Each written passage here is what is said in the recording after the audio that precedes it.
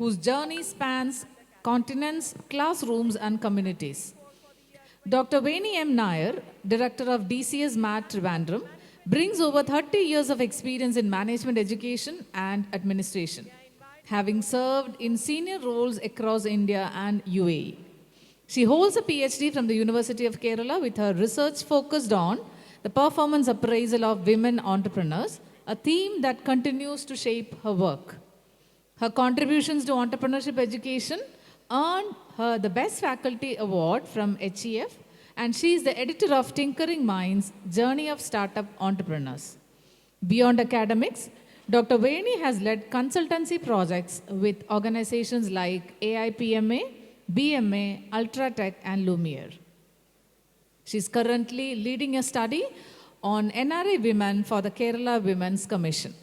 A lifelong learner, she is associated with MIT's ULab 2X initiative and has applied U theory in leadership development. Her presence today as a moderator brings not just expertise, but a deep commitment to shaping young minds with clarity, compassion, and courage. Please join me in welcoming Dr. Veni M. Nair to lead the second session. And may I now invite Dr. Veni Nair of this session to kindly introduce our speaker, Mr. Sudhanshu Mani, and your words will set the stage for the insights to follow. Good morning. Good morning to one and all present here. Distinguished delegates from IMA and TMA, bright young students sitting here, ladies and gentlemen. It's indeed my privilege to introduce a true legend of the Indian Railways, Mr. Sudhanshu Mani, former General Manager, Integral Coach Factory, Chennai Indian Railways, and the visionary behind the India's famous Vande Bharat Express. Mr. Sudhanshu Mani retired in the apex grade of Government of India from the Indian Railway Service of Mechanical Engineering as General Manager, Integral Coach Factory, Chennai, after serving Indian Railways for 36 long years. He also served as Railway Advisor in the Embassy of India, Berlin, for 3 years, interacting with railway systems of advanced countries worldwide on behalf of Indian Railways. He is a fellow of Institute of Mechanical Engineers, London. He led the Train 18, that's Vande Bharat Express project, the first ever indigenous semi-high-speed train of India, from concept to delivery. After retirement, he is engaged in advisory role in the corporate world, including technical, strategic, and investment consulting. His journey in leading and completing the unique Train 18 project is recounted in his bestseller book, My Train 18 Story. He has authored 6 more books, including 4 on a subject of his special passion, arts and railways, 1 each on greening of environment and collation of the works of Ghalib and Shakespeare. Apart from his intense work as a consultant, he is also engaged in multiple activities like serving on advisory and editorial board of leading railway and metro journals, organization of Advait Conclave, a festival of free thought, keynote standalone speakers and panelists on platforms such as IIMs, IITs, TEDx, PMI and CAI, Anger for News Analysis, Art and Culture on YouTube channel, thepublic.india, and promotion and curation of visual arts in association with prominent art gallery of Lucknow. He runs a not-for-profit art and culture center, Manas, and presides over Rolling Cars Society, which promotes technical awareness. He writes opinion pieces regularly on national issues of engineering and project management in leading newspapers, journals, and portals like The Hindu, Business Line, Deccan Herald, Money Control, PSU Watch, FPJ, IRJ, and Pioneer. He is also an avid blogger. I welcome the most humble Mr. Sudhanshu Mani to share his words of wisdom to the young minds who are present here. Over to you, sir.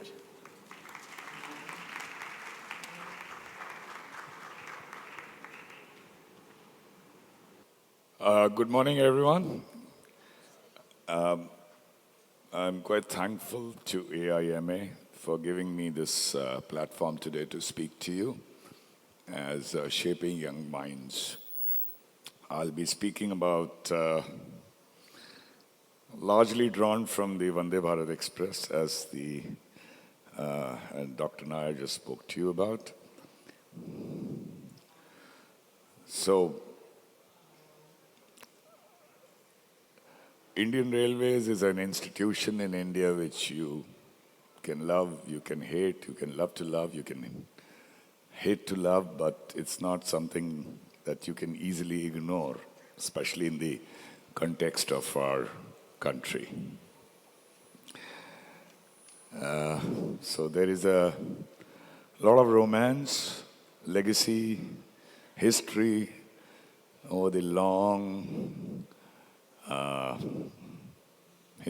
long time of Indian Railways, which were introduced by the British to further their hold over India by subjugating, by managing strategic and military purposes. But Gandhiji, as you know, used the Indian Railways traveling in the lower castes to generate a feeling of liberty, the spirit of liberty among Indians, and that to a large extent helped India gain freedom. Since then, it's been a story of growth, helping to grow India, and it continues.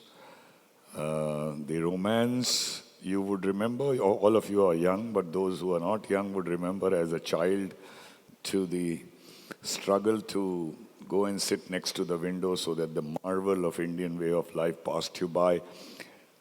Desolate here, crowded there, celebration, joy, mourning, pathos, hard work, grind, indolence, sloth.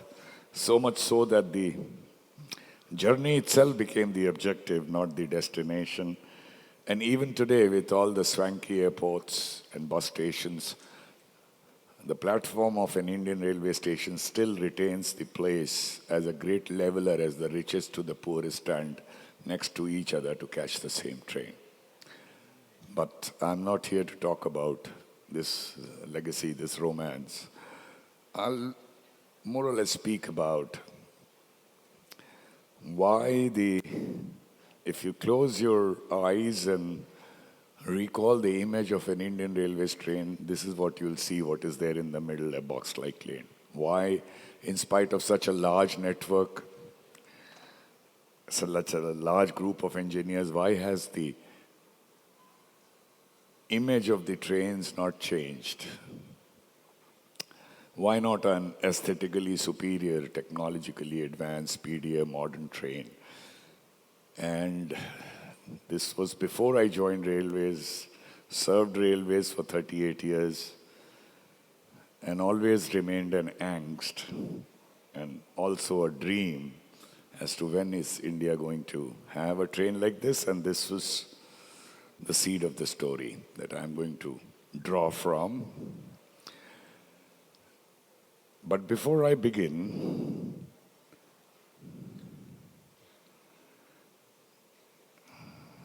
all right here. So talking of dreams, people like me who've, become old enough, not having lived their dream all our lives, tell youngsters like you to go and live their dream. I tend to modify it a little. You see, there are 4 things which are very important in life for you, all of you. Dreams are important, but more important is your family, your friends, your health, and your spirit. Look after that first. But don't let that dream die. linger somewhere. Let it not be extinguished. You can have multiple dreams. Keep all of them alive. You may not be able to realize all of them, but certainly at some stage in life, you will get that opportunity to realize that dream. And that is the time to give your everything to it. That is the time to remember these wonderful words of the people's president, APJ Abdul Kalam, who said that dream is not the thing that you see in sleep, but is that thing that doesn't let you sleep. Once that opportunity comes to you, it's the time to give everything. I stand as an evidence because I told you this was an angst and a dream right from my younger days. But I got this opportunity to realize that dream when I was 57 and a half years old. And that was the time I was able to give everything to it. Now, before I begin, there are some caveats. Number one, so this is a structured session, so I have some time regime. What's the time you have for me? So, it was a hypothetical question. Why? Because I am a railway man for life. It is my inherent right to be derailed. So I don't know how long I'm going to be derailed, but ma'am here is going to take care of that, don't worry. So I told people that yes, I get an opportunity to speak here and there, but this time I'm going for this session, SYMP. I have spoken only once before. So how do I shape this talk? So I was told, don't worry. All you need to do is try to be good and original. Now, I didn't have the heart to tell him that what is good here is not original and what is original is not good. And in any case, whatever is good is already been spoken by Mr. Rekhi. As I go along, you'll find that I have stolen all his lines, but actually I haven't. He only happens to be more accomplished, and I always speak after him. So that's my misfortune, which you have to suffer today. I'm not a great speaker, so I do tend to draw a lot from my poet uncles. My oldest uncle is around 700 years old. He's called Kabir. I have an English uncle called Shakespeare, around 450 years old. I have a very young uncle called Ghalib. He's hardly 200 years plus. I'll now begin the story in the hope that this story, although old, nothing original here, but is like good wine which matures with age and does not turn to vinegar.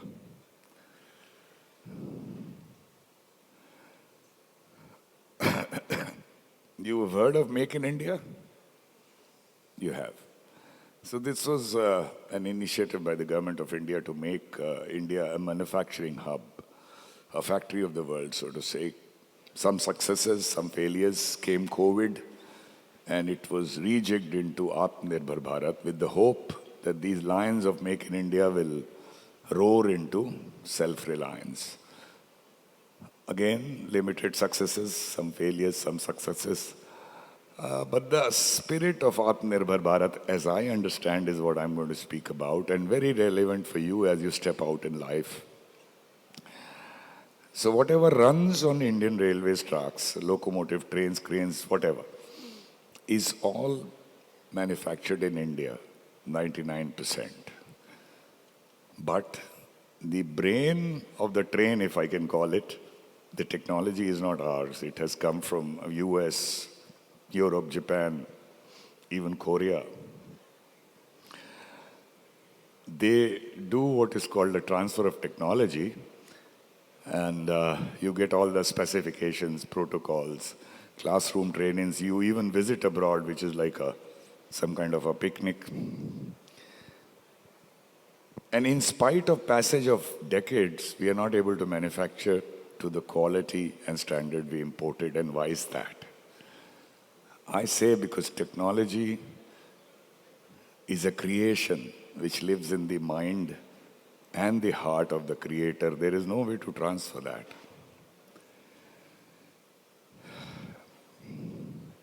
How many of you understand Hindi?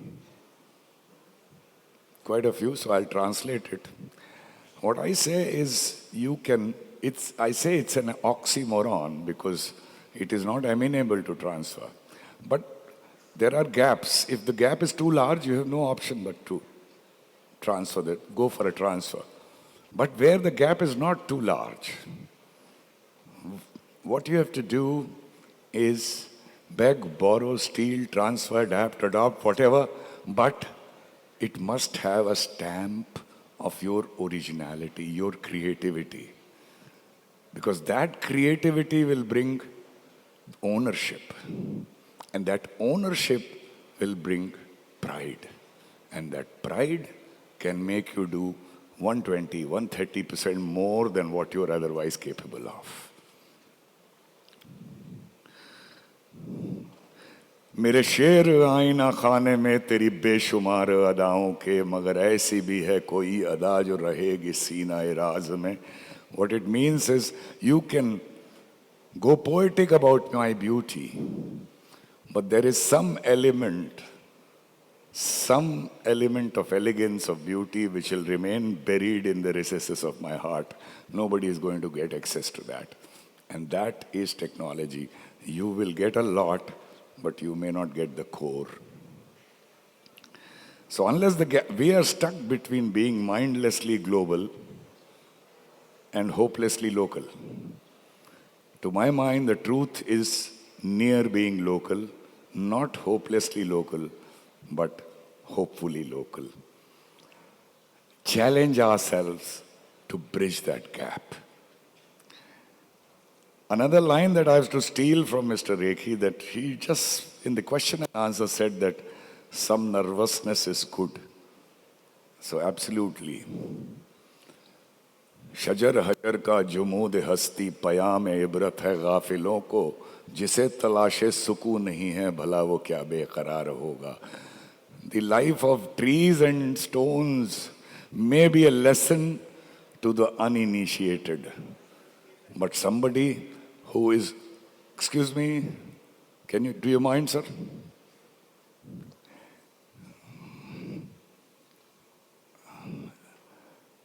जिसे तलाशे सुकून नहीं है भला वो क्या बेकरार होगा. Somebody who is not looking for tranquility will not be nervous.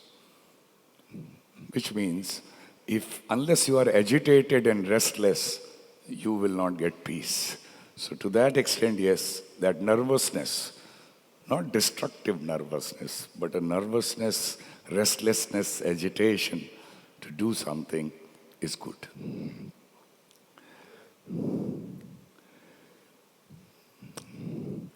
So you will all step into the world and you will join a job or a business where you will have a defined role. Maybe you will be given a sheet listing as to what's your job. I always say that your job is not what your job is. Whichever job you do, the person before you or after you is equally qualified, maybe more, equally competent. Bettering him in terms of statistics and numbers is not your job. You are good, you will do that. That's 10% of your job. 90% of your job, to my mind, is you don't need to look back and say, I was very busy and I increased this by 10% and that by 15%. Yes, that's good, but that's 10%. What you have to do, be able to do, is look back and say that these are the things that would not have been done if I was not on that chair. I'll only give you some examples, very little examples. You see, in the beginning, I wanted to say, I forgot, is in Merchant of Venice, Portia at one stage says that if to do were as easy as to know what were good to do, if to do were as easy as to know what were good to do, chapels had been churches and poor man's cottages, princesses' palaces. So it's not my place to come and tell you what to do or what not to do. I'll only give you some examples which I was able to accomplish thanks to a wonderful team that I was always fortunate to be bequeathed with. So, are you familiar? Then nowadays it's not that bad, but if you see the picture on the extreme left, at our railway stations we have porters whom the Britishers taught us to call coolies. Never do that. Look at the word coolie in the dictionary and you'll know why I'm saying that. These are people who also as Indian as you are. So we brand them as people who are quarrelsome. We bargain with them for 5 rupees, 10 rupees, 20 rupees. We mostly forget to see, now everyone has a trolley, so their livelihood is under challenge. But we forget to see at times, not that frequent today, but definitely there, where a porter carries 3 tiers of luggage on his head, has a bag on each arm, and his neck is almost bending, and there's somebody walking next to the person. Is that a picture that you'll ever see in a developed country? It always bothered me. So when I was in Sikandrabad, so we put 10 airport type trolleys on the platform number 10. If somebody is from Hyderabad, he would know why. It was very amenable to draw a trolley. Within 10 days, the trolleys were destroyed by the porters. So I knew there was something wrong in what I was doing, but I waited for my term. When I became divisional railway manager in Bangalore in 2010, so I invited all the porters to my chamber. 50 of them came. They could never, enter the divisional office. Here they were entering the DRM's room. We offered them tea. And we said, we want to give you these trolleys. So they immediately thought this guy is trying to hit at our livelihood.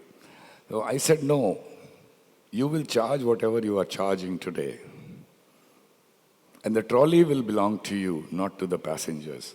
Passengers are well off. I'm not going to look after the passenger. I'm going to look after you. A lot of convincing, 3 meetings. We were able to arrange 400 trolleys. Each trolley used to cost about 15,000. Railways had no budget for that. So we went for CSR. And in 4 stations, Bangalore City, Kant, Krishnarajapuram, and Yashwantpur, we put these trolleys. Within a week, I told the station superintendent, I said, there are many people who to do what you do. You all in a hierarchy do the same thing. If I see any porter carrying luggage on his head, I'll send you home. He was surprised as to what kind of order that was, but it worked. Somebody asked me, a reporter, what is a passenger getting by you providing them this trolley? How does it matter to a passenger? I said, we are not giving anything to the passengers. We are giving dignity to these porters. And by giving them dignity, we are giving dignity to ourselves, to Indian Railways. This was not something a divisional railway manager was expected to do. In fact, the next, whoever came after thought it was a waste of time. But the impact of what was done, I'll just tell you, I didn't do a very good job, I think. As long as I was there, out of fear, it got maintained later. I believe it fell into disuse. But 10 years after that, 9 years after that, I usually, because of time constraint, don't take a train, I travel by air. I was going from Bangalore to Chennai, so I had to, for some reason, take a train. When I got down, I had just a small trolley. So as I got down, one porter came and took it from me. So I thought, gone, 100 rupees gone for no reason. So he went, and when the train came, he took me to the compartment. I put my luggage there. I took out a 100 rupee note, tried to give it, but he just started moving, and then he said that in Bangalore, No porter is going to take any money from you. This is something that made me very happy. Not because I saved 100 rupees, but because I was able to do something which left an impact. I did well in other areas also, increasing the loading, punctuality, and so on, but that anybody else in my place would perhaps have done better. So your job is never what your job is. Look for things which will make an impact. Two more small examples. In the center, you see these hand carts. They push these parcels and all these sacks and so on and tell the passengers to move on. A simple solution like giving them battery trucks at railway expense would give more, enhance the image of railways, and we were able to do it at Secunderabad and Bangalore. And the last one, perhaps most important, on the top picture you see, this is 2005. This is how our Safai Karmacharis used to work at Secunderabad station. You can notice that they don't even have footwear. In those days, every muck was thrown on the track. It is so undignified to see that. So I had time, I was ADRM, and I was branded as the Safai Dhulai gentleman because perhaps he has no other work. I went and sat with them. And I said, do you have pride in your work? None of them said yes. It's just a job somehow to do as a livelihood. I gave them these protective gears. The health inspector was given a ride-on scrubber which was not there even at airport in 2005, and gave him a good dress with a tie, the in charge. And he used to drive it himself. And total hygiene was taken care of, and a lot of machines were brought in. Railways have a lot of money to do things. And then I used to go and sit with them. And each one of them said that I feel proud of my work today as we sat with them. I bring this in because there's no point giving you a lecture about what to do about. You all know that. You're smarter than I am. I am from an older generation. But do try to remember how to enhance the definition of your work to leave an impact.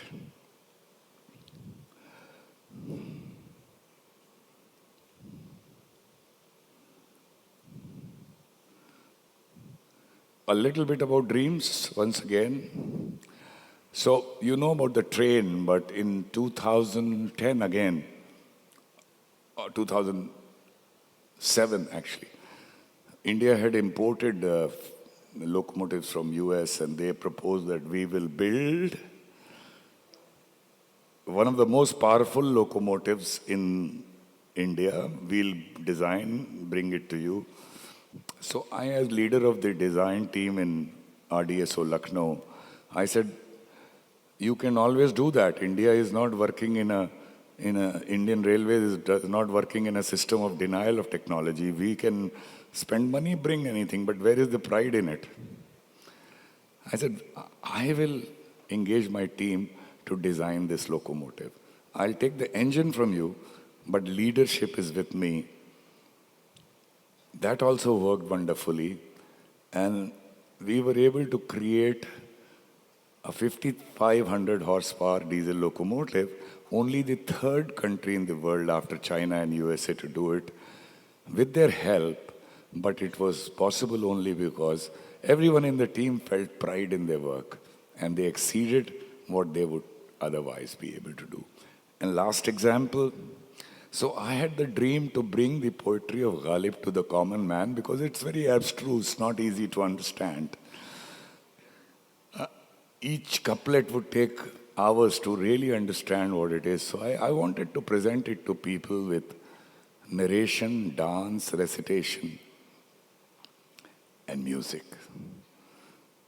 So I thought of it, I dreamt of it about 25 years back. But there was no time because I was in a service. When I retired, I started working on it. And when I was 65 years old, last year in May, we were able to present this show with Kathak, music, recitation, and narration. And it was a huge success. Since then, we have performed in Delhi and Hyderabad. We are going to Jaipur, hopefully someday here. Only an example of how a dream should not die, should remain, linger somewhere. You will get an opportunity someday to realize it. And by the way, when you get this opportunity, then you have to give it everything, your life, your passion. Something that you value has to be given up. Have you heard of Sahir Ludhianvi? Anyone? Some of you have. So he's a great poet and a lyricist. Not my idea. Somebody said we want to present his works through recitation, narration, drama, and music. We want you to play Sahir Ludhianvi. I said, I agreed. But then later I realized that Sahir Ludhianvi was clean shaven. With reluctance, I had to give up my beard of 45 years. And we performed that show on 21st of this month. It was a resounding success. I still regret losing that beard as a close thing. My wife refused to recognize me because she had never seen me without a beard. But such stuff our dreams are made of, that you have to give something of your own to really realize, and you will get much, much, much, much more than you give.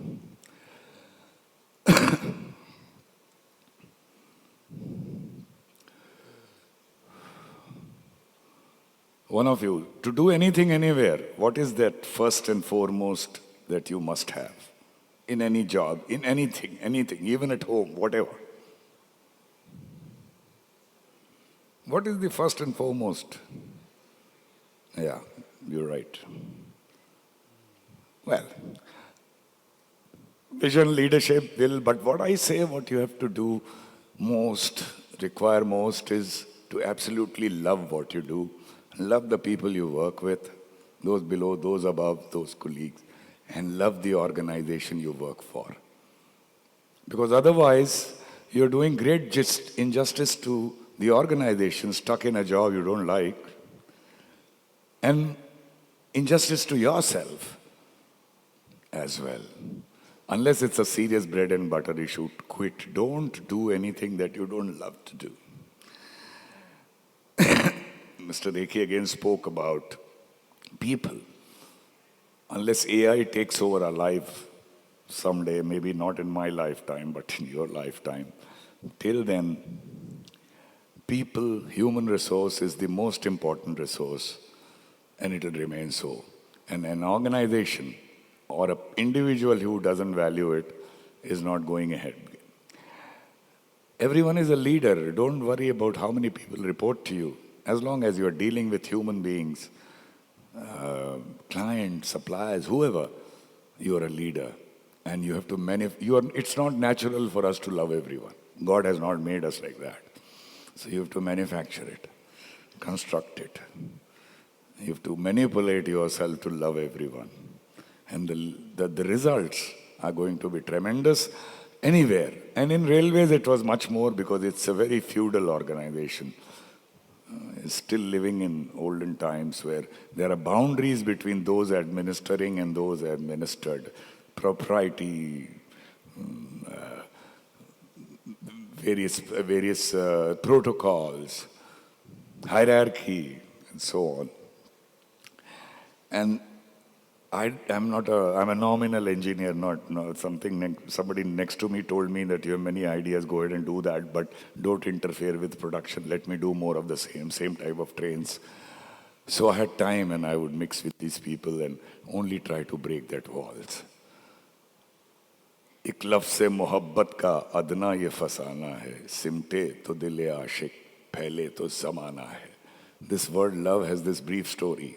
If it shrinks, it is the heart of a lover. But if it expands, it is the world.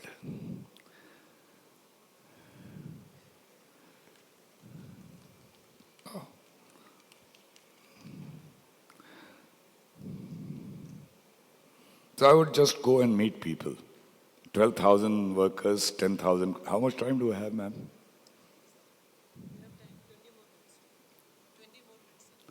So your 30 minutes are actually not 30 minutes. They're like black hole expanding, which is good for me and bad for you. So 10,000 crore enterprise and 10,000 crore enterprise, 12,000 workers. And I was told not to, as in charge of the factory, told not to interfere with production. So I had time, I would just go and meet them and ask them one question, which my HR head had told never to ask in industrial setting with 300 workers, 200 workers at a time. I said, that's the only question I'm going to ask. Now the GM is a ceremonial fellow who goes and sits on daises to get garlanded or get a bouquet, or so nobody knows him because he's not going to the factory at all. He's there for ceremonies. I would go and say that I am such and such, your general manager. Any problem? I was told I'll be flooded with problems, whereas 99% of the time the reply was in English or broken Tamil. No problem, sir. If there was some problem with a toilet or lighting or something, somebody following me would attend to it then and there. But all it was doing was building a bond, removing those walls. And the dividends for that are immense. There are all examples here. I'm not really going to go into details, but all related with this. People. Just people. The organizations set up by the British were meant not to treat us like people. And we still continue that, unfortunately, and that's the first thing that we have to remove. Every Indian is as much a people as we are. Another example on the left bottom. So whenever some work gets done, the leader wants his name put on the plaque. Then others below him also put their name. Then contractor also puts his name. In the belief that this will make them immortal. Whereas they forget at times the dog is going to do his thing on there. So when I joined, I told the chief engineer within a week of my joining you are in existence since 1955. Even before that, when under construction. So please go and count how many plaques do you have on the factory premises, community places, colonies, everywhere. And put all your men on the job and tell me tomorrow how many are there. Leave alone those with politicians. Count all those with chairman railway board or member railway board, secretary, GM himself, HODs, everyone. So next day he comes and says there are 170 such plaques all over the premises, good or small or big, in various stages of maintenance. I said, okay, you have time till evening. Put all your men on the job, extract them and throw them in the dust, because that's where they belong. I'm going to spend 0.5% of this 10,000 crore every year, bring extra money from railway board. We'll improve everything. We'll have a lot of these launches. But if it's a large thing, a crore and above, with if it's sports, some great sportsman of Chennai, if it's literature, some literature person, if it's cultural, some Bharatanatyam dancer, only their name on the plaque. And everything else will be launched and inaugurated by the senior-most member of that area, senior-most staff member. Only his or her name on the plaque, because they are the ones who have given blood, sweat and tears to that area. They are the ones who would stand next to that plaque with tearful eyes, with their families, their spouse, their children, their parents, and take with them a memory that will last them the lifetime. Whereas people like us put their name, plaques here and there, don't value it. It worked wonderfully, and that's what actually happened. Staff members aged 59, 59 and a half, senior most, about to retire, would stand with tearful eyes actually next to that plaque. We did 500 plus such inaugurations in that 2 years, 5 months I was there. So imagine one person has influence over 10, half the factory won over by that simple means, which only required that you shed your ego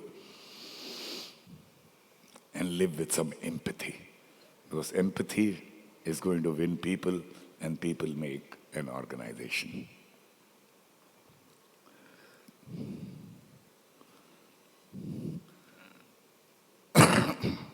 This picture is not relevant. I was trying to meet people. Some of you know who know Hindi will understand what I'm going to say. It's not important what happened. The Manni Rahul Gandhi went and embraced the Prime Minister. Not important. What's important is what the Prime Minister he said.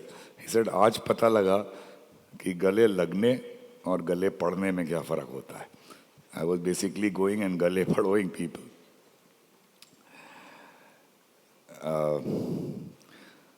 Let me leave some of this for the Q&A. It's all about ideation in true ways, giving people platform to listen. As leaders, we tend to talk. I mean, even when we are hearing, we don't listen. For an agenda-less person like me, wanted to build an agenda in Integral Coach Factory. I was a locomotive man. I didn't know anything about trains.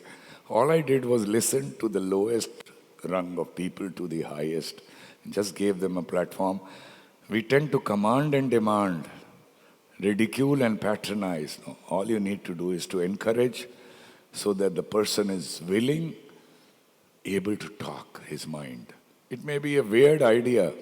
You don't need to patronize it or ridicule it. All you need to do is listen and adapt what you think is doable collectively. I was flooded with ideas, and that made my agenda. There was nothing that was mine original. Another thing from British times, as Indians started coming to position of power, they were not to be trusted. So a web of rules, regulations, audit, vigilance to keep them under check. And we continue with that system 75 years after freedom. In the belief that if we give leaders the freedom, and when I say leader, I said everyone is a leader. You put somebody in a leader's position, but you don't give him trust. In the belief that this would increase corruption. But tell me, this outdated system, has it reduced corruption or has it increased corruption? I leave the answer to you. To my mind, it has gone up multiple. It's time to give trust a chance. Put somebody in a leadership position and give complete trust to that person. Some people may misuse it, but by and large, things will start getting done, and corruption, believe me, will come down. I'll give you an example. So 5,000 parts go into making a train. And we had given ourselves a very tight timeline. Supply chain is always a problem, you would know. So I said that the chief design engineer, mechanical and electrical, are the last word. Everyone else, the GM, the HODs, everyone is a rubber stamp. Whatever they decide is final. Whether to get it from a single source, multiple source, advertise, tendering, whatever be, final decision is yours. We are only there to say yes. We don't have the power to say no. It worked wonderfully. So nobody can ever say that supply chain is never a problem. But in this project, it was never such a big problem as to vitiate the strict timeline that we had stuck for ourselves, our project. So that's the power of trust. And as a country as a whole, all over, in every aspect, I believe it's time that we must give people the trust a leadership position deserves. You must be wondering where is the story of the train, but it's all these measures which made the train. The technical part, there was very competent people who were able to do it. One last word. So we have this lip service of equality of women. It's usually in lip service. There is the cases of sexual harassment at work, and it doesn't go to logical conclusion. I said, we are mere administrators, not Supreme Court judge. If we hear of a case, any of my 160 executives hear of a case, we don't want any deposement. We don't want any inquiry. We don't want any statement.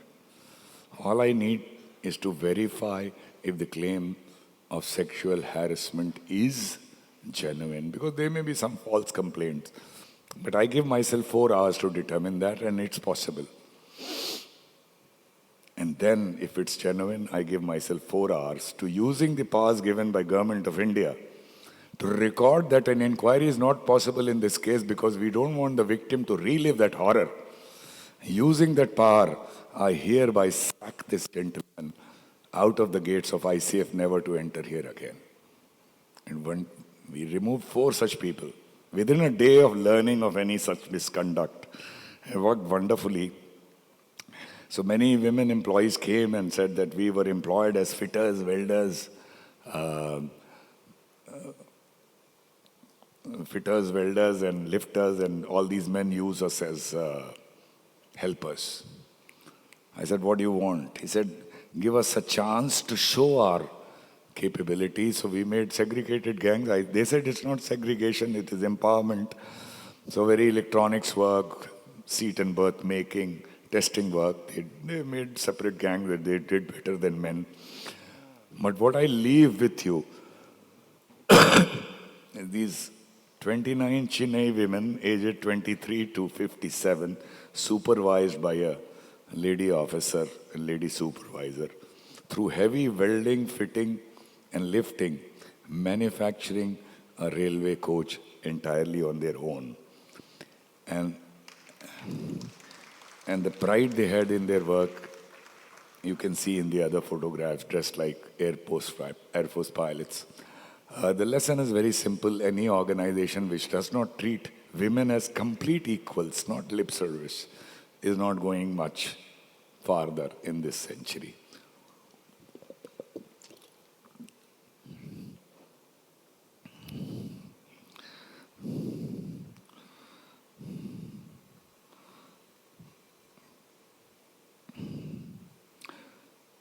A little bit about the train. So you know what a train is, but a train set is the trend the world over for last 40 years, which has no locomotives, only coaches coupled together, 2 cabs in the end. All the equipment mounted under the board for powering, air conditioning, hotel load, everything. So you don't have that rickety vestibule, a sealed gangway. You wouldn't know you have passed from one coach to the other. And you don't have that noisy power car in Shatabdi Rajdhani. It's all under the board. It has all these advantages which you see here, but still, it was all under debate for, I'm talking of 2016 when I became GM, so for last 25 years it was all a matter of debates, procrastination, indecisiveness, not very complimentary to Indian Railways, internecine warfare between departments as to who will be the boss of this train, because it's neither a train nor a locomotive. And then there was always an import lobby. They thought we can't do it. If we try to attempt ourselves, we'll stop imports also. All this debate, and I was a part of that debate. But upshot was there was no train. And so we have so many concerns in the world, especially in our country. Things don't work. You see, our cities get drowned when there are rains. I was in Calcutta 3 days back, and I was being driven in a car with 3 feet of water, somehow keeping the accelerator down so that it doesn't shut down.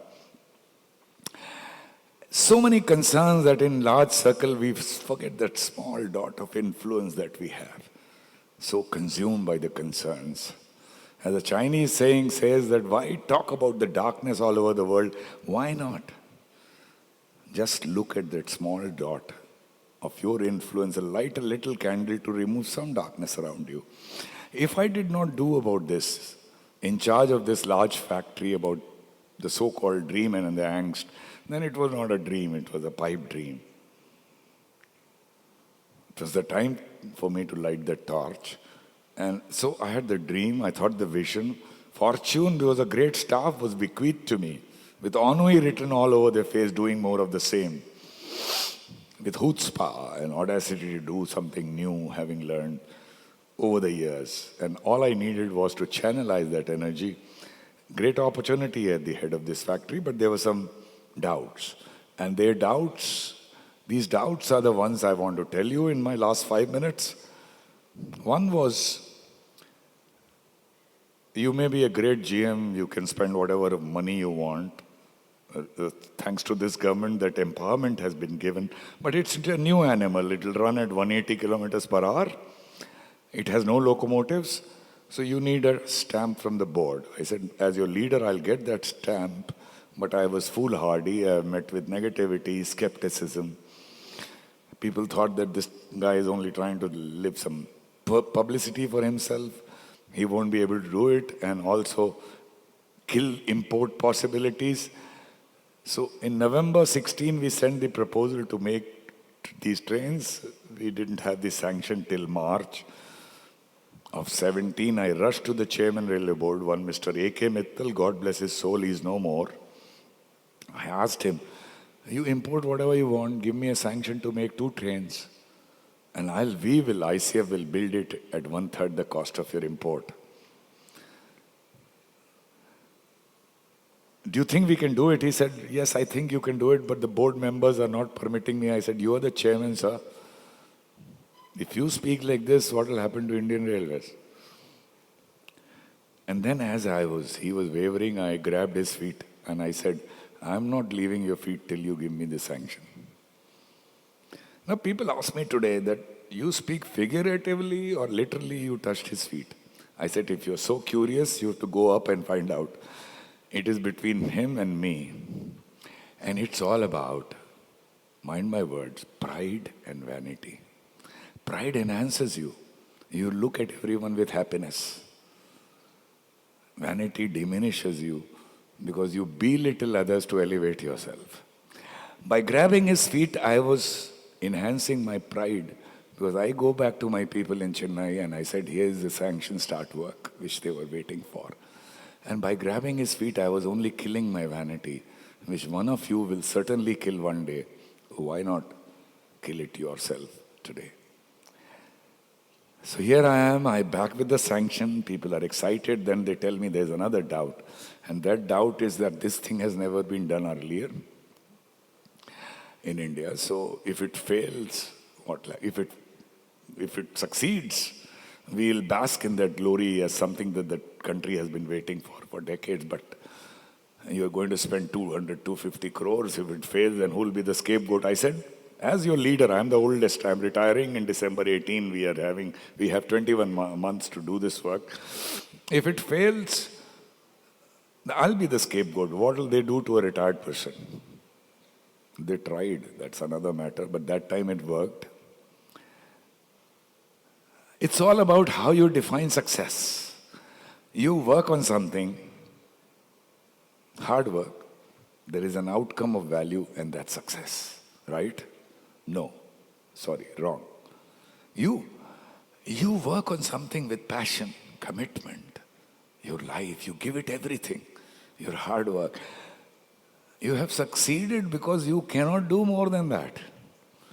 All you can do is you give your life to what you do. Can you do more? No. The outcome may not be favorable. You may fail. But with that kind of commitment and passion, you will not go on failing. I can assure you, once, twice, success is going to be yours. Uncle Shakespeare has said, in Measure for Measure, our doubts are traitors which make us lose the good we oft might win by fearing to attempt. Fear of that outcome of value prevents us from attempting. The solution not lies in going headlong into something with doubt carelessly, but examine and then don't doubt yourself. Take that plunge. And if you get everything, You give it everything. You may fail once or twice, but you are eventually going to succeed.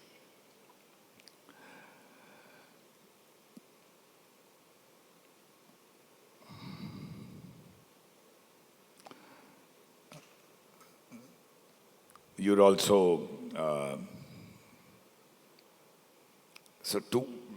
we made a big matrix, 150 items, which engineering students would know, go into making a train of this kind, a train set. But industry has grown in India much better than Indian Railways because they don't have that bureaucratic shackles. But even then, there were three areas where we thought we want some hand-holding. But we were not going to anybody for transfer of technology, as I told you why. It had to be our baby. So we said, okay, pretending to know everything is not shameful, is shameful,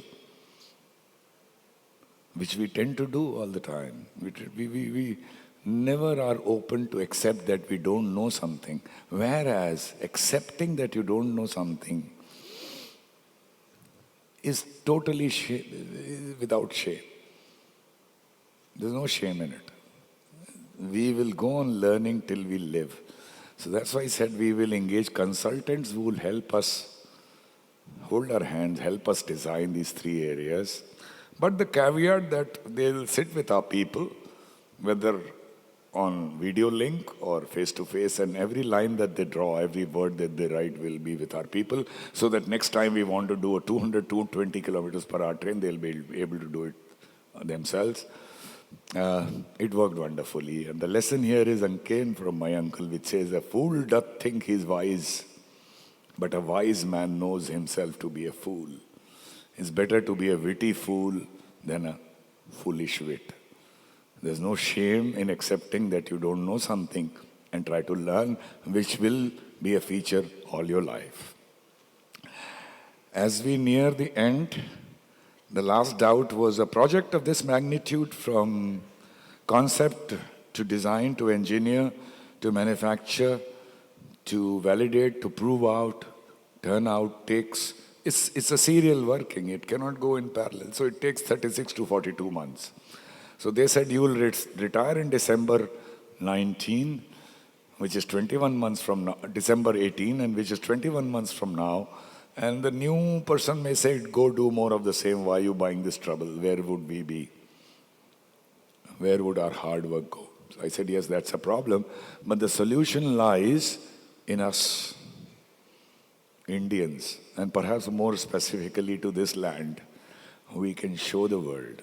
We have shown the world that we can work hard, burn our midnight oil, and we will do something which has never been done in the world earlier. We'll work to everyone else's time, right from 7 in the morning to 8 or 9 in the evening. And we will turn out this train before I retire, giving us 21 months to do it, and to remind everyone that the train is going out in calendar year 2018, before I retire. We will give it a name, and that's when we decided to call it Train 18. After that, it was a story of daily obstructions and daily synergies. I'll not go into great deal into that, but leave with you only this image. Is we decided ICF has 15 air-conditioned conference halls, but we said we will do these meetings right where the train is being made, in that heat and humidity of Chennai, so that the entire team realizes that we are in this together. Together we rise, together we sink. Fortune favors the brave, ladies and gentlemen. And not only it lived up to its name of getting turned out in 2018, it got completed in exactly 18 months, was unveiled in October of 2018, put into service after successful test at 180 kilometers per hour plus between Varanasi and New Delhi as Vande Bharat Express. There was some negativity for 3 years, back on rail since 22. There are more than 150 services today. Almost like the map of India. So it was just a train, not a missile, not a rocket, I've come to the end. Not a missile, not a rocket, not a Chandrayaan, not a Mangalyaan, just a train. Why did it get so much appreciation? We're still trying to find the answer. We never thought this would happen. As the leader, got all the limelight. Didn't expect it. Perhaps everyone in India thought, travelers, non-travelers alike, that Indians had made an Indian baby for themselves. And everyone derived some pride out of it, perhaps. But the Prime Minister covers it more beautifully because he has given great respect to the train and he's there to launch each and every train, except two till now. And he says that the train represented the spirit of inspirational and resurgent India. There are two things that I would like to say. This was not a project of one man. It was a great team which chose itself with passion and commitment and dreams. But I, as the leader, got all the limelight, which was natural. But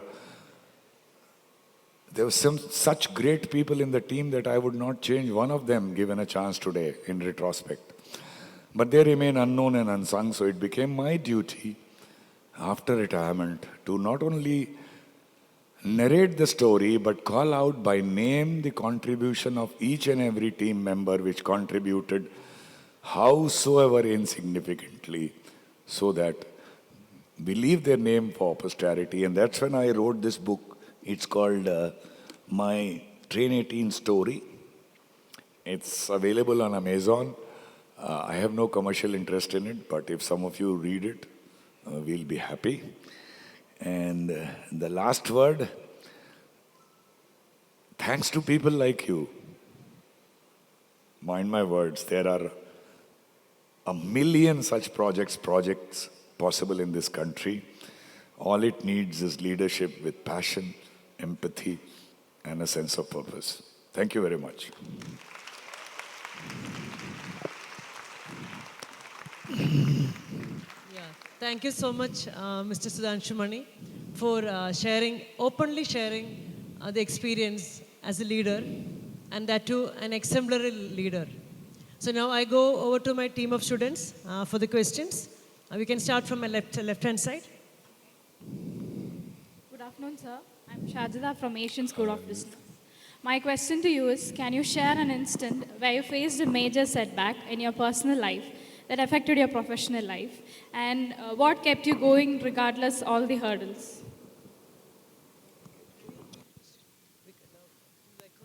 So can you share an instant where you faced a major setback in your personal life that affected your professional life as well, and what kept you going regardless of all the hurdles? Can you share a personal experience from your life where you were not considered for a promotion? A setback? Setback, yeah, a setback in your life and how you overcame the setback. Yeah, there is no life which does not see disappointments. There must be something wrong with somebody's life if he doesn't have any disappointment. It's a way of life. But your question is, how did you deal with it? And that's more important. One thing is given, disappointments are certain, would definitely come your way. So it's a good question as to how to deal with it. Is any disappointment is not necessarily a reflection on your capability. There are so many things which work for you, against you. To cite a specific example, when I was in Germany, my wife and son, they liked it. Why do women like being abroad? Is because in India we still don't give women the place they deserve in society, like it or not. Men, why do they want to come back to India? Is also because we men have a life of a landlord in this country. So nothing great, but I just spoke about it. So my wife liked it. My son also liked it because of their education system. I wanted to come back. So I applied for directorship for railway PSU, and I thought I was the best among those people who were to be considered. There were many uh, pulls and pressures and so on, and I was not selected. So, and this is one example. There are so many disappointments that you must have. So always remember, as I said, don't ever doubt yourself. Always try to be a witty fool. Try to learn more and more from everything. As my uncle has taught me, this is nothing original. Never doubt yourself, but try to learn all the time. Disappointments are definitely going to come, but they are not a reflection on your capability. You are your own judge. To thine yourself be true. As late as, as he's going to, in Hamlet, as he's going to France, his father tells him, you have to be true to yourself. Don't try to be true in a way people should look at you. If you practice that, you will take disappointments in your stride, try to learn and try to keep learning, and hope disappointments will reduce. They may not, but as long as you are true to yourself, you'll learn how to deal with these disappointments. I hope I've answered your question to some extent. Thank you, sir. Good afternoon, sir. My name is Abdul Sani, coming from Asian School of Business.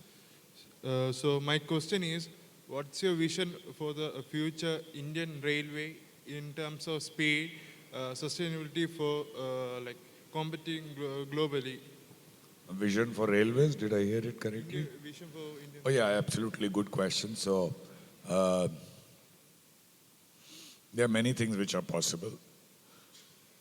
I'll just relate the more worldly and important things, albeit. For example, there's something called logistics cost. In our country, it is about 12-13% of the GDP, whereas the world standard is 7-8%. Now, if you reduce logistics costs, it improves everything. Your manufacturing becomes more acceptable. Your cost on which adds on to the manufacturing cost gets reduced. You become more competitive. You can export and have a more domestic footprint and so many things. And this can happen only if railways are encouraged, because railways are by far much cheaper than road and rail and much greener. Remember, railways are 1/6 to 1/8 greener than road and air. So my vision would be this happens. So it helps manufacturing, it helps environment. Why it is not happening is another matter, because perhaps railways are not doing enough, and that's true. But you ask my vision, that should happen. It can be made possible. Then I would think of faster mode of travel, and not the way it is happening all over the country. Like Mumbai, Ahmedabad, high speed, stuck for 10 years. Your own Kerala Silver Line, one step forward, two step backwards. This will not take, we cannot become China. We are a democracy, but we cannot be so bad. So faster travel, dedicated lines, high speed. High speed is good, except US everywhere you have high speed. Why debate about it? You are not different from others. US has air and road lobby. We don't have that. So we can do much better. And existing tracks, more and more Vande Bharat, not stop at 160 today. Last 7 years it's stuck at there, and people are singing about it, song and dance about Vande Bharat, here also. But what have they done to improve it beyond what we did in last 7 years? These are the things which I have in my vision, but there is something much more important than all this. And that is how the common man travels. Maybe not so much here, but in certain states, in North Bihar, for example, maybe Odisha, people travel like cattle. sardines packed. One common refrain from railwaymen is this: if they pay this much, this is what they'll get. Today, though, may not have money in their pocket, but the way the common man travels today in trains, is this a picture? Can this be a picture of a developed country? No. So I say it's not only about comfort, it's more about dignity. They are also Indians. What kind of dignity are you giving them when they travel? Let alone sitting, not even standing properly, maybe standing in toilets. Now, there are methods to do that. It's not impossible. There's no good saying that this is inevitable, we are a populous country and so on. There are ways to do it.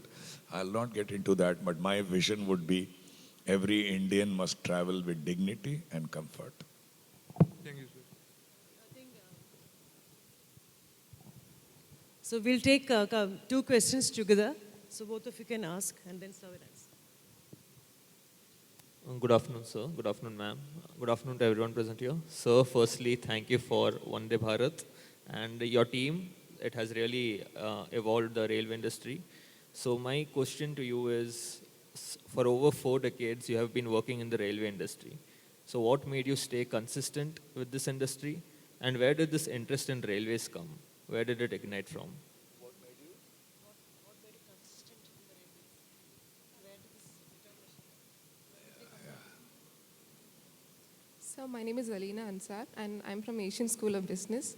So in your book, My Train 18 Story, what is the biggest lesson you want young people and future leaders to know about, like to make them learn about their journey? Like, what is the biggest or important lesson you want young people and future leaders to learn about your journey?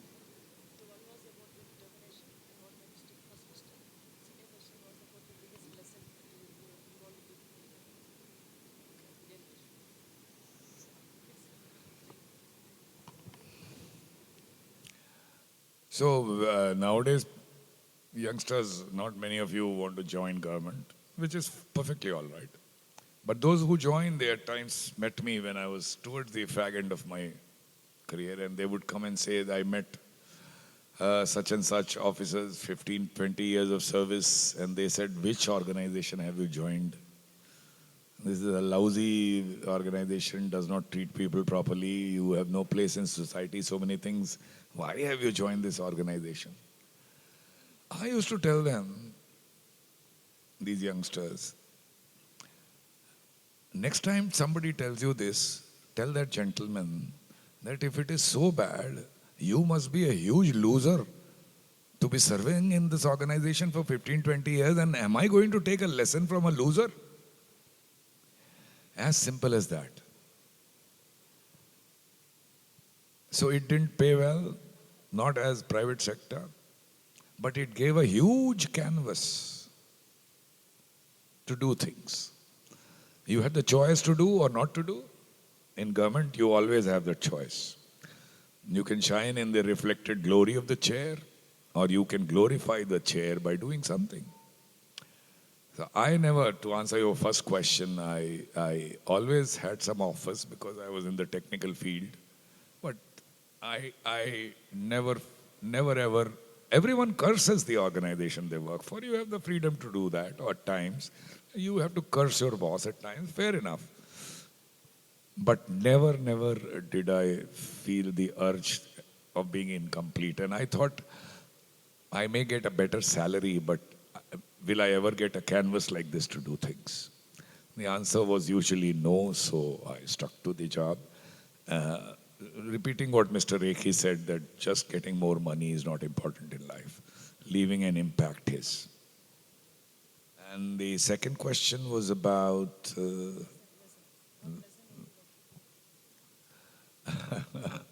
So can I repeat what Portia said in The Merchant of Venice?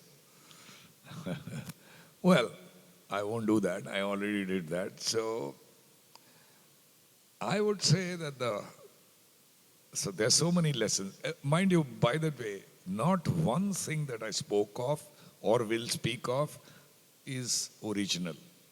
I have always learnt it from somebody, mostly in the organization, outside the organization, or great leaders like Abdul Kalam or Sridharan, Mr. Sridharan, the way he transformed metro system in India is very unique. Today, metros, when they get made in 2 years, 3 years, 4 years, is unthinkable. Go to any other field, projects take 10 years, 15 years. All this is imprint of what Mr. Sridharan was able to do. So learning from these leaders. So learning was always part of life. But the biggest lesson I would definitely repeat is not so easy to do. I still cannot do it. As much as you can do is empathy. Whatever you do, whatever action you take, do you put yourself in the shoes of the next person? Or do you instinctively react to it? Don't. Drink in whatever you are told or whatever you are addressed to. Put yourself in the shoes of the other person and then do the right thing. That's one lesson I think I've learned from life, and I'm still learning. I don't think I'll ever be complete, but early you start, the better. Thank you, sir. Thank you, sir. Yeah, I think two of you can ask together questions. Good afternoon, sir. My name is Chelsea James, and I'm from CET School of Management. So my question is to you is, from your 3 years experience in Berlin, do you think we can also achieve an advanced railway system that exists in Berlin? So what are the opportunities and challenges you see? So your question is whether there are things that I learned there, which I learned there in Germany, which we could apply here? No, if we can achieve an advanced railway system like Yeah, Berlin. yeah. So it's the same thing. Of course we can, but it cannot be a leap. It has to be a graded progress. And that's why, I should not say it, but that's my angst again. So 7 years back, 8 years back, we put together a train. By this time, we should have improved it. We cannot straight away jump to high speed. We have to go to 200, 220 kilometers, maybe have tracks for that. So unfortunately, and nowadays it's much more, people have fallen victim to hype. Making hype and people who are believing in that hype. I think we have to correct that. Railways, if you see, there's so many videos and YouTubes, it's all hype. There are 2 things. One is, you have to look before you leap. You don't have to look after you leap. So many things, you'll know what I'm saying. And second, there's no point hyping of what you are going to do. You have to hype, if you must, about what you have already done. So we can, but we have to shed this. And a simple lesson I'll tell you. Have you heard a lot of talk about world-class stations? You must have. So what's a world-class station? Is it a building? Is it a glass front? It is a granite floor? Not at all. In Germany, a world-class station doesn't mean these things. It only means trains run in time. You get down from one train, take an underpass, go to the next platform, catch the next train in 3 minutes. That is what we have to achieve at. Not we make huge buildings. Britishers made those huge buildings like the VT station or the Charbagh station or the Avda station. We have to make a world-class railway station or a world-class railway system by running trains to time, so that when you enter, it's a functionally world-class station. You don't have to ask the porter as to which platform the train is coming. It should all be pre-decided and it should happen. Yeah. Thank you, sir. Good afternoon, sir. So my name is Thomas Ignatius and I'm from DCS MAT. So I have heard your TEDx talks. I have seen your TEDx talks. So you beautifully connect art and creativity with the railways, especially in case of. Yeah, so I'll give a very brief answer. You see, how many of you are engineers? Not too many, which is good. So engineers are taught that 2 plus 2 is 4. But in life, at times 2 plus 2 is 3, at times it's 2 plus 2 is 5. So that you can only learn through art and literature. These are life lessons.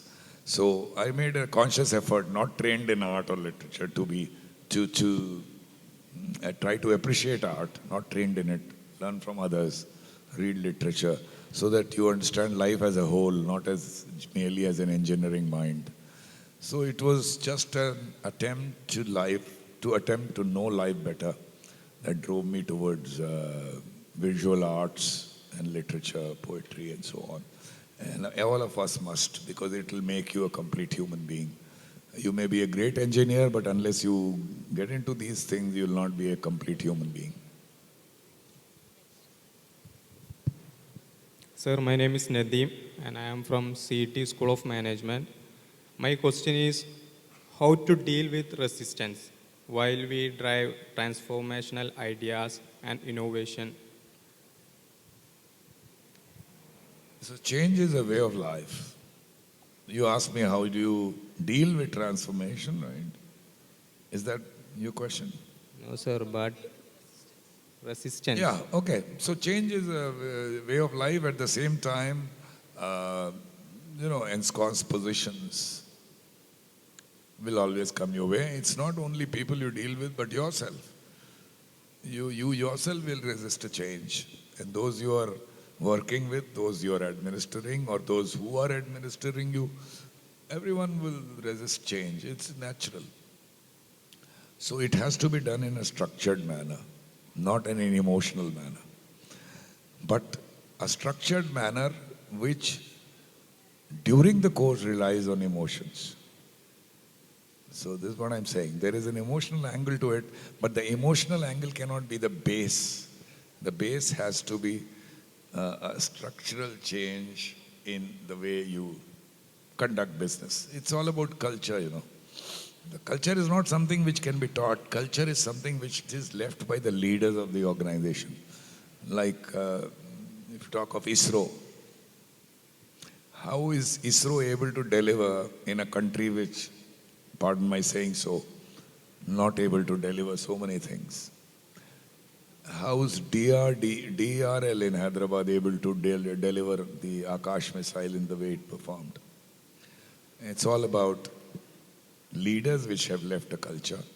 So if you are not there, change is a must, but it need not be hurried, but it's the way you conduct your job that you must change. So, and then the emotional, sentimental angle will come automatically. Yeah. Thank you. Last Thank you, sir. question. Good afternoon, sir. My name is Reshma Mariam Raji from DC School of Management and Technology. And my question is, in your opinion, what plays a greater role in success or throughout your life? Is it luck, hard work, or faith in God? Luck and? Hard work or faith in God?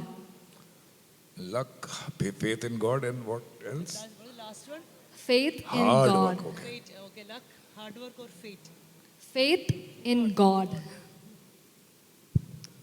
It's a difficult question to answer, and I would have preferred not to answer, but sitting here I cannot do that, is because I don't know if it's a good thing to say, but I'm an atheist, an agnostic, so I don't know enough about life to have faith in God. So, but I'm not telling you not to have faith in God, mind you.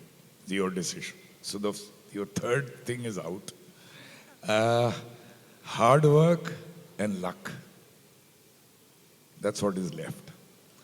So is luck in your hands? It depends. How can luck be in your hands?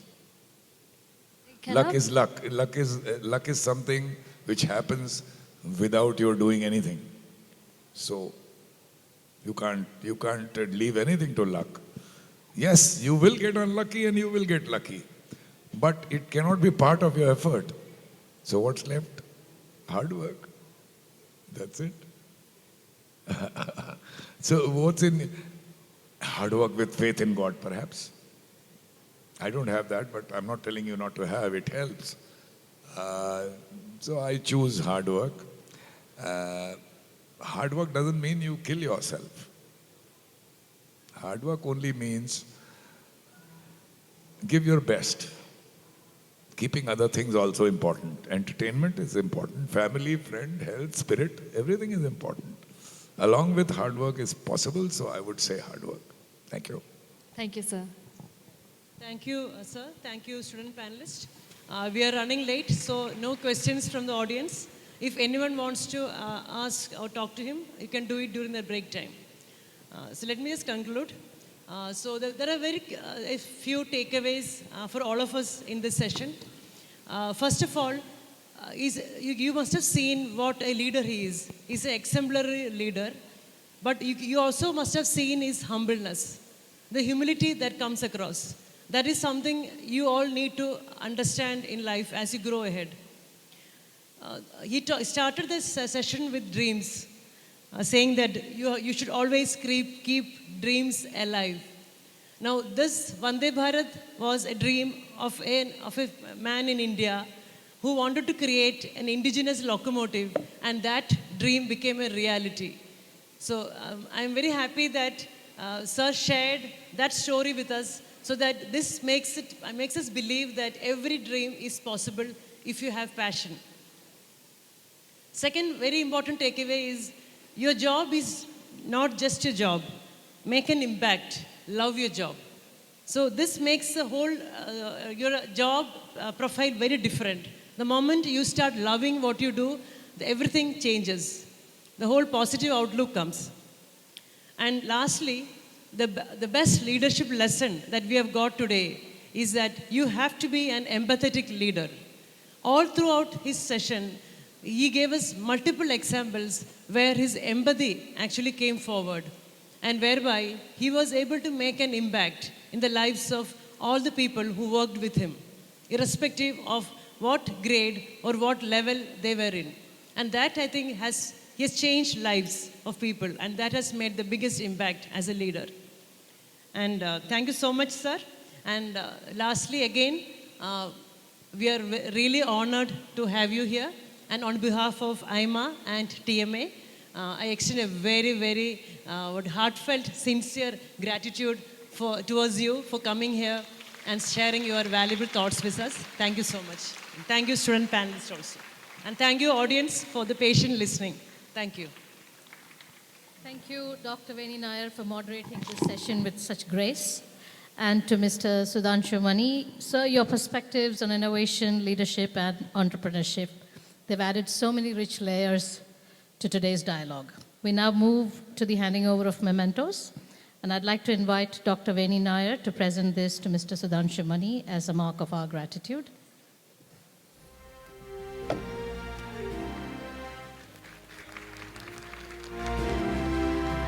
I also request Ms. Jisha Ellis from the Federal Bank to hand over the memento to Dr. Veni Nair as appreciation for her time and expertise.